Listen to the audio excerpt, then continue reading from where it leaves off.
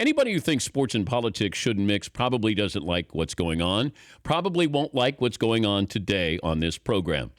There's a new reality for the games we love.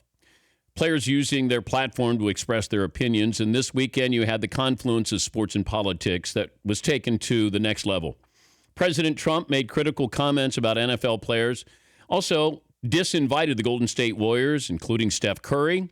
NFL players and teams responded strongly over the weekend. I don't know if the president knew this at the time, but he was actually going to bring the NFL players and owners a little bit closer. And obviously they haven't been close in recent years. Some players, some teams stayed in the locker room for the anthem. Some players stood arm in arm. You had owners on the sideline. You had those who knelt. You had those who stood. There was a variety of ways of showing your support. Some people think the game should be a distraction from the real world of politics, and we try to toe that line here. But the president brought this together. It's not something where I go, boy, let me try to connect these two to get to this. Steph Curry also brought this about as well. But the president took it a step further, a couple of steps further. Growing up in an era where you were able to see Jackie Robinson or what happened with Jackie Robinson, Muhammad Ali, what happened at the 68 Olympics in Mexico. I was fortunate to see it. I didn't know what I was seeing at the time. And even now, I'm not going to convince you one way or another. You have your opinion. You may think that what this is a protest, a demonstration. It's not about the flag, in my opinion. And I said this before about Colin Kaepernick. Do I like what he's doing? I understand what he's doing. But I also like that he can do it. That's the difference here. If you want to show up and you don't like what players are doing and you're disappointed in them and I'm never going to watch a game, okay, you have the right to do that. You can show up and boo for all I care. But that doesn't mean just because the president says, hey, these guys should be fired, that I have to agree with him. Or you, if you think that that's the approach that we should all take with this. Hey, they should be out there. They're lucky to have this opportunity. No, we're lucky to have the opportunity to be able to express ourselves in a peaceful manner. That's the key. In a peaceful manner, you're saying what you want to say, saying how you want to say it the best you can. And I know with the flag on the field, it does bother me that it's that close. The symbolism, it does bother me because we all look at it and say the optics aren't great because it looks like you're protesting the flag. I think what minorities are saying is we want to be on display so you understand we're not happy with what's going on with inequality, police violence. That's what they're trying to do. You can't go, hey, go down to the town green and stand there with a sign, and then all of a sudden people will go, yeah, that's better. Protests are they're supposed to make you a little uncomfortable. They're supposed to make you aware. They're supposed to make you talk, discuss. And that's what we're doing. This is about dialogue and in a peaceful manner. And I thought the president was wrong in what he said and how he characterized an entire group of athletes. And that's what he did.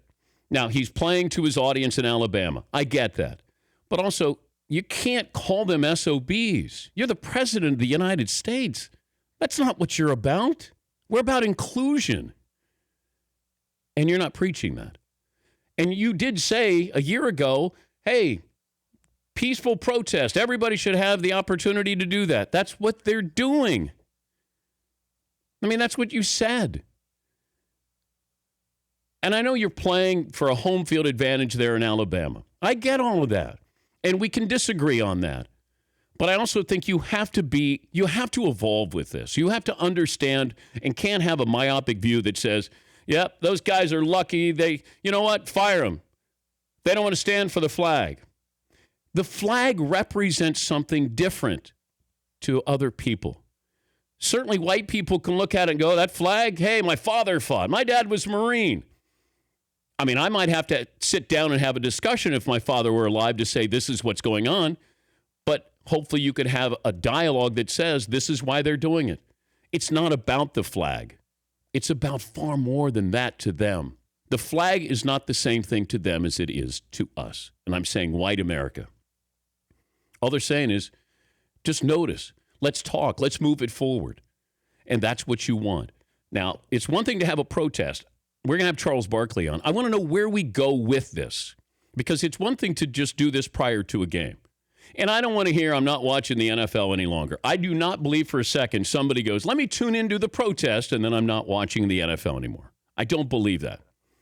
But it sounds good on social media. And we know where social media can take you, and not a good place. If you don't want to watch, then don't watch. You have the right to not watch. You want to go and boo? They were booing in New England. They were angry at Bill Belichick. I get it, but you get the opportunity. And I think when you look back and you go, how did we get here? I mean, 14 months ago, Colin Kaepernick, in the preseason, was sitting down, and nobody noticed. And then you had a sportscaster who said, I'm going to take a picture of this. Kaepernick's not standing for the anthem. And then all of a sudden somebody asked him about it. And then there was the next game, and then the next game. And then you wondered if he'd ever get a chance to play in the NFL again. Well, he did get in some games. But now, on the outside looking in. And I would love to have known what Kaepernick was thinking yesterday when he saw this. And one day, trust me, this is going to happen. What happened yesterday will be a 30 for 30 documentary. It might be just, let's look at a 24-hour period, a 48-hour period, a 72-hour period, and I don't know what it does to us. I don't know where we go. I don't know what happens 5 years from now because of what happened yesterday or 14 months ago with Colin Kaepernick or what the president said. But peaceful demonstration is the key with all of this. I have friends who are Republicans, friends who are Democrats. We're never going to agree. You never change somebody. It's really hard to change your party affiliation. But I think we can all understand that the president doesn't act like this. He doesn't say this. He doesn't say things like you're an s.o.b. Historically, we don't do that. And you can't be angrier at these African-American players than you were with what happened in Charlottesville. That's what's disappointing. That was the crux of what got to me is the vitriol that he had for these players, and how dare them do this when you had people who died in Charlottesville and you're not that angry. The Dan Patrick Show, weekday mornings on Audience.